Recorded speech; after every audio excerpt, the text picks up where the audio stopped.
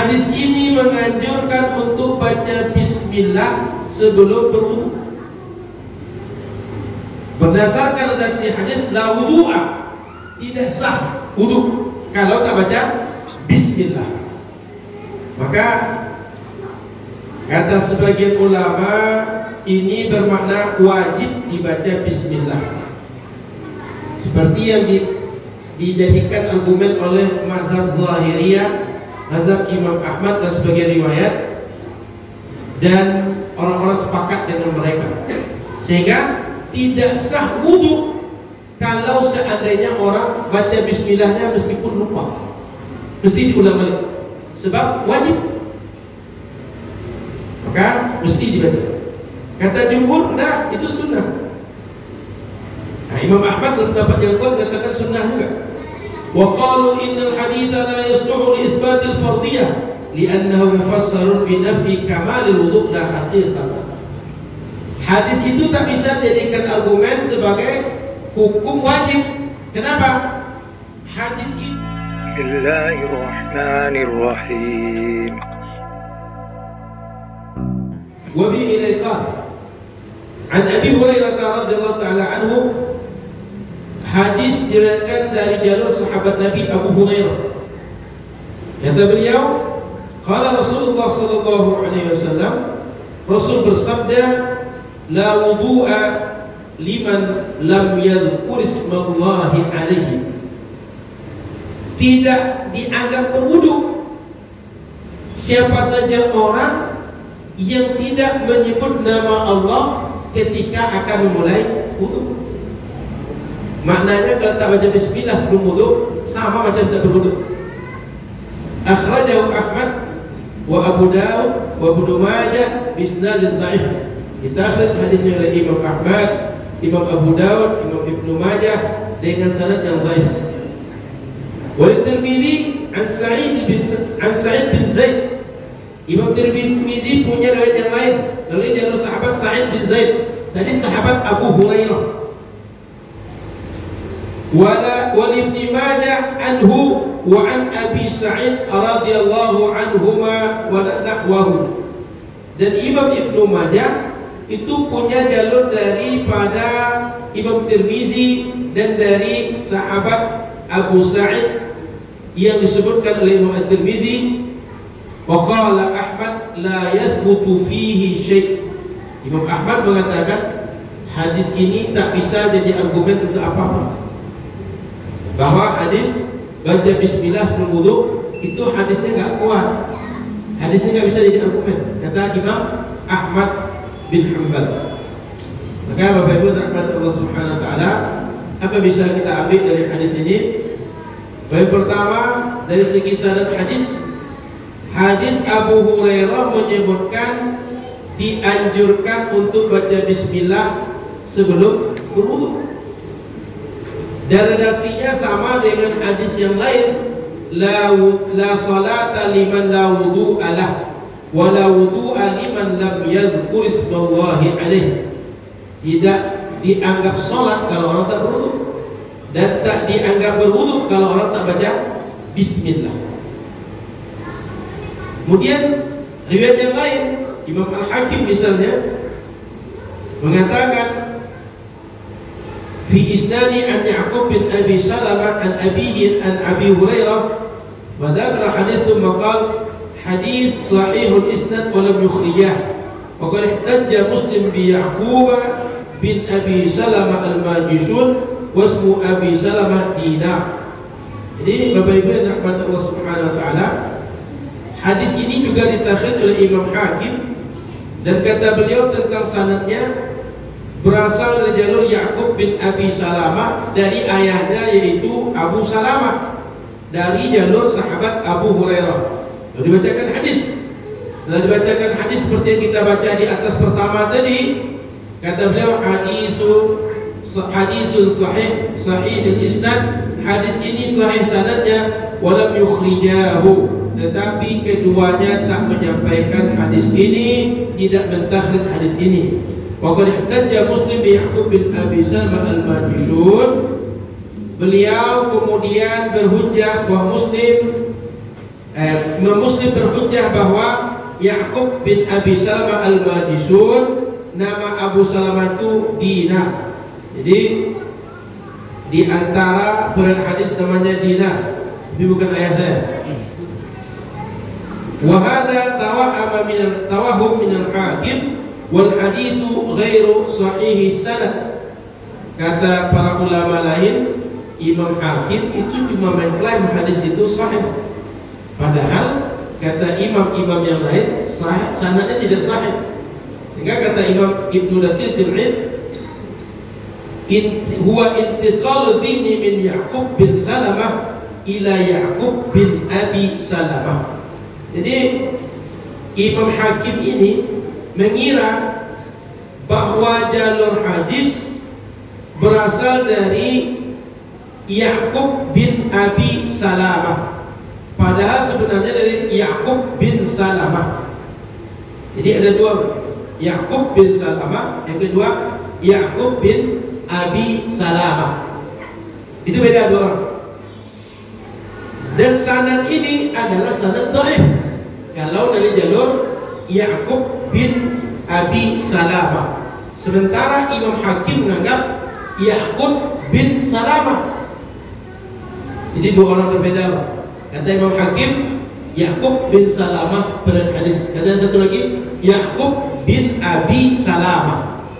Sehingga kalau jalur Ya'qub bin Abi Salamah itu dhaif, kalau jalur ini sahih. Imam Hakim beliau tak bisa membedakan, sehingga terjadilah yang mestinya dhaif dianggapnya sahih.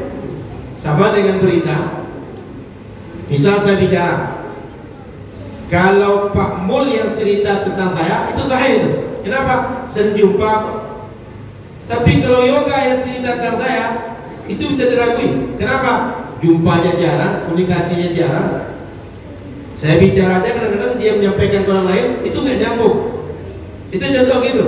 Sehingga Imam Hakim meriwayatkan hadis, mendapatkan dari hadis jalurnya jalur yoga, tapi menganggap jalurnya makmul. Begitu detailnya ulama hadis, Pak. Jadi tidak selamanya jalur hadis dari saya itu dhaif, tapi bisa dhaif bila jalurnya yoga, tidak dhaif bila jalurnya makmul. Ulama hadis itu, Pak. Makanya kadang-kadang ada periwayat hadis itu orang yang sumber hadis sama, tapi ketika jalurnya beda, di sini sahih, jalur yang lain dhaif. Kenapa? Karena setiap periwayat hadis punya problem masing-masing. Ada yang hadisnya sahih karena hafalan kuat, kemudian memang orangnya diakui oleh para ulama sebagai orang yang jujur. Tapi ada yang di jalur awalnya sahih, pelanjut berikutnya hafalannya lemah. Kalau soal dia cerita itu apa namanya? Kita terlalu banyak makan micin itu sekarang. Sehingga yang lain jalurnya benar, valid, yang satu lagi memang berjumpa, memang belajar, tapi ada masalah pada ingatan dia. Maka ilmu begini rumit kalau orang awam belajar. Sehingga jalur tentang istilah-istilah mustalah hadis, tentang kredibilitas orang periwayat hadis, penilaian ulama dia bisa terima riwayatnya atau tidak, itu cukup kajian para akademisi saja. Tersampaikan ke orang awam, makin rumit, makin pusing orang awam. Jangan-jangan baca hadis saja, apa tadi cara baca itu Ustaz? Orang bertanya cara baca, kita sudah membahas hal yang sangat rumit bagi orang awam. Saya tadi cuma menyampaikan agar Bapak Ibu punya gambaran. Ternyata ulama hadis sangat teliti dan sangat mendalam dalam membahas sebuah jalur sanad ketika menceritakan hadis. Nih, coba kita Bukhari. Qala al-Bukhari la yu'rafu lahu sama' min abihi wala li abihi min Abi Hurairah. Kenapa tidak dianggap sahih hadis dari jalur Ya'qub bin Salamah tadi? Karena kata Imam Bukhari tidak pernah ada ceritanya dia atau bapaknya meriwayatkan hadis dari Abu Hurairah. Tapi kalau Ya'qub bin Abi Salamah ada. Gitu.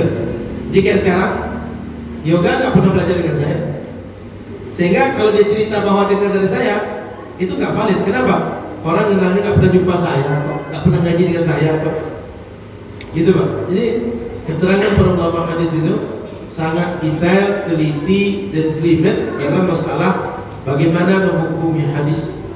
Kita syukurnya kita hadis tinggal diamalkan. Ini boleh diamalkan atau tidak? Tak serumit itu pengkajian kita. Baik, saya balik kepada hal utama yang perlu kita kaji dalam hadis ini. Poin pertama, hadis ini menganjurkan untuk baca bismillah sebelum berwudu. Berdasarkan redaksi hadis, la wudu'a, tidak sah wudu kalau tak baca bismillah. Maka kata sebagian ulama, ini bermakna wajib dibaca bismillah, seperti yang dijadikan argumen oleh mazhab Zahiriyah, mazhab Imam Ahmad dan sebagian riwayat, dan orang-orang sepakat dengan mereka, sehingga tidak sah wudu kalau seandainya orang baca bismillahnya meskipun lupa, mesti diulang balik sebab wajib, maka mesti dibaca. Kata jumhur, nah itu sunnah. Nah, Imam Ahmad berpendapat yang kuat mengatakan sunnah juga. Wa qalu innal haditha la yasluhu li itsbat al-fardiyah li'annahu mufassarun bi nafyi kamalil wudu' la haqiqatan. Hadis itu tak bisa dijadikan argumen sebagai hukum wajib. Kenapa? Hadis itu bisa ditafsirkan bahwa yang tidak dianggap wudu itu tak sempurna wudu, bukan tak dianggap sama sekali wudunya. La wudu'a bukan tak berwudu, tapi tak sempurna wudu. Sehingga kalau ada orang tak baca bismillah, tak sempurna wudu dia kalau tak baca bismillah. Kan berbeda. Kalau tak dianggap berwudu kalau tak baca bismillah. Yang kedua, tak sempurna wudu kalau tak baca bismillah. Jumhur ulama menganggap tak sempurna wudu kalau orang tak memulai dengan membaca bismillah. Maka Bapak Ibu terhormat Allah Subhanahu wa taala, para ulama, masalahnya berbeda mereka itu karena faktor ilmiah. Ada argumentasi yang mereka pertahankan masing-masing, bahwa makna la salata itu apakah tak sah salat atau tak sempurna salat. Karena ada hadis Nabi, la salata li jaril masjid illa fil masjid. Tidak dianggap salat orang yang rumah dekat masjid kecuali di masjid. Bermakna kalau ada kita yang rumahnya dekat dengan Nur Fajar, sholatnya kalau di rumah nggak sah sholatnya. Tapi kata ulama ini bukan begitu maknanya. Ini maksudnya adalah tak sempurna sholat orang yang rumahnya dekat masjid kecuali di masjid. Itu dua hal berbeda. Tidak sah sholat satu, yang kedua tak sempurna sholat seseorang yang rumahnya dekat masjid kecuali di masjid.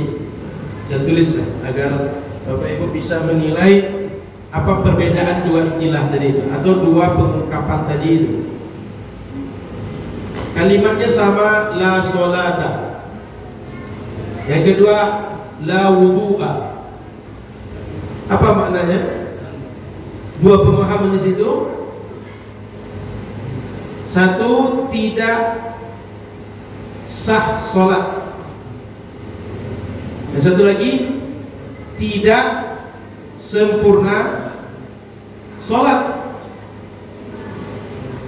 Ini tidak sah wudu. Yang kedua, tidak sempurna wudu. Redaksi 1, 2 ini sama atau beda? Ini 1, ini 2, ini 1, ini 2. Sama atau beda? Beda. Yang pertama itu tak dianggap sama sekali ibadah kita. Yang kedua dianggap tapi tak sempurna. Sama dengan wudu tadi, tak dianggap sama sekali ibadah, tak sah. Tapi kalau tak sempurna, wudu itu dianggap cuma tidak dengan cara terbaik. Ini perbedaannya Bapak Ibu terhormat Allah Subhanahu wa taala. Maka perbedaan ini bukan karena yang satu memakai hadis, yang lain tak pakai hadis. hadisnya sama. Cuma dalam memahami maksud hadis, ada yang mengambil cara memahami poin satu tidak sah sholat, yang kedua tidak sempurna sholat. Bapak Ibu bisa bayangkan, kalau orang tinggal dekat masjid, sholatnya di rumah, lalu dianggap tidak sah, berarti dia selama sholat di rumah tak pernah dianggap sholat oleh agama, mesti diulang lagi sholat dari. Tapi kalau poin kedua, setiap orang yang rumah dekat masjid, kalau dia tak sholat di masjid, sholatnya dianggap oleh syariat, meskipun pahalanya tak sebanyak, tak sesempurna orang yang sholat dalam masjid. Efeknya situ Bapak Ibu. Jadi dianggap atau tidak itu punya pengaruh, sah dan tidak itu punya pengaruh. Maka Bapak Ibu dirahmati Allah Subhanahu wa taala, kembali saya ingatkan bahwa para ulama kita beda pendapat adalah dalam memahami maksud ayat Quran dan hadis Nabi. Bukan berbeda, yang satu mengambil hadis, yang lain tak mengambil hadis. Sama mengambil Quran, sama mengambil hadis, tapi menyimpulkan makna yang diinginkan oleh Allah dan Rasul, mereka tak sama. Karena tak bisa dikonfirmasi langsung. Rasul yang benar, cara memahami nomor satu tidak sah sholat atau tidak sempurna sholat, nggak bisa dikonfirmasi kepada Rasul. Ada yang bisa konfirmasi? Tak bisa. Maka setiap orang dia boleh menyimpulkan dengan cara yang pertama, yang kedua boleh cara kedua. Mana yang pasti benar? Tak ada yang bisa pastikan. Yang cara kedua tidak sempurna sholat, ini bisa diakomodir. Yang satu juga bisa diakomodir, karena melihat berapa kejadian di zaman Rasul. Maka Bapak Ibu dirahmati Allah Subhanahu wa taala, itulah hakikat perbedaan di antara ulama. Baik.